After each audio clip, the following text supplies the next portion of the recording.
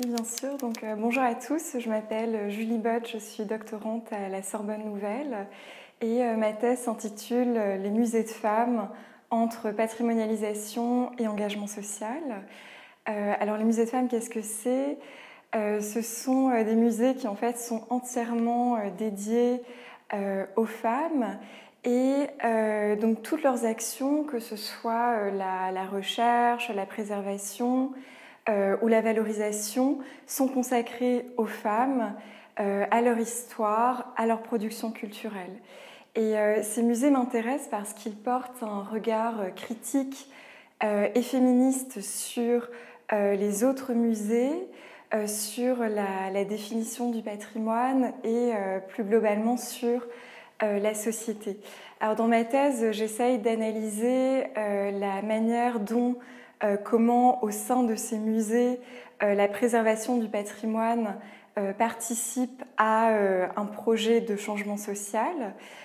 Donc ces musées poursuivent deux objectifs autour desquels je structure ma thèse. Donc le premier, c'est celui de la mémoire.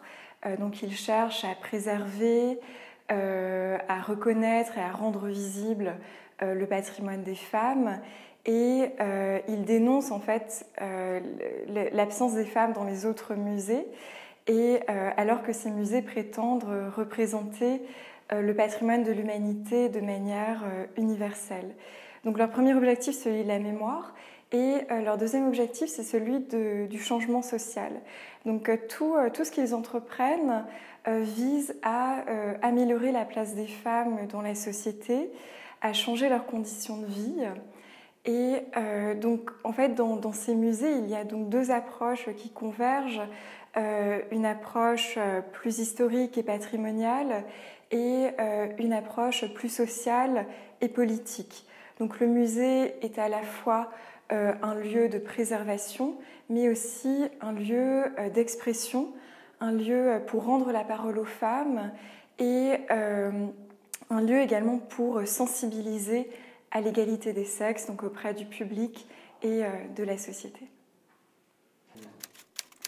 Alors, les musées de femmes sont une réponse à l'invisibilité des artistes femmes dans les autres collections muséales.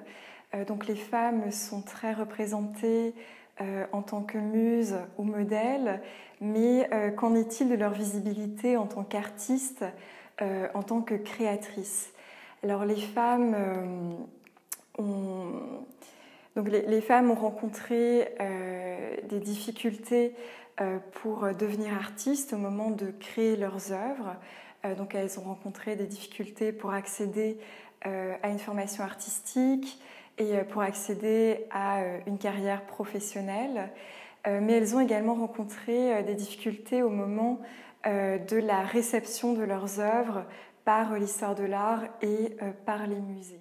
Alors pourquoi est-ce que c'est important que les femmes soient représentées dans les collections des musées? Parce que le musée n'est pas un espace neutre, c'est un espace qui est public, c'est une institution, c'est un lieu qui a une portée légitime, forte, et les musées jouent vraiment un rôle déjà dans la préservation de leur mémoire, dans la valorisation de leur création et également dans leur reconnaissance en tant qu'artistes. Alors comment rendre les femmes visibles dans les musées? Alors ces dernières années, il y a eu de nombreuses initiatives de la part des musées d'art pour rendre les femmes visibles dans l'espace muséal. Alors on peut observer peut-être deux approches. La première, on pourrait qualifier cela de stratégie séparatiste. Donc ce sont par exemple des expositions temporaires monographiques dédiées à une artiste femme.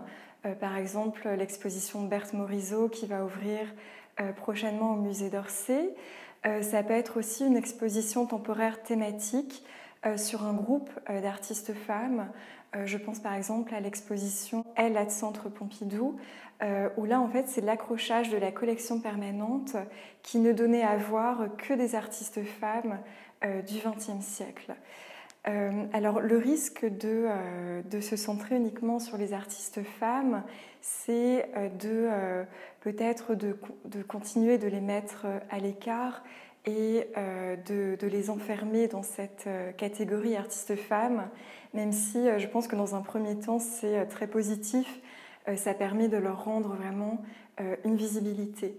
Et il y a également une deuxième approche qui, elle, cherche plutôt à créer une mixité et donc à intégrer les femmes au sein d'une exposition qui n'est pas dédiée uniquement aux femmes.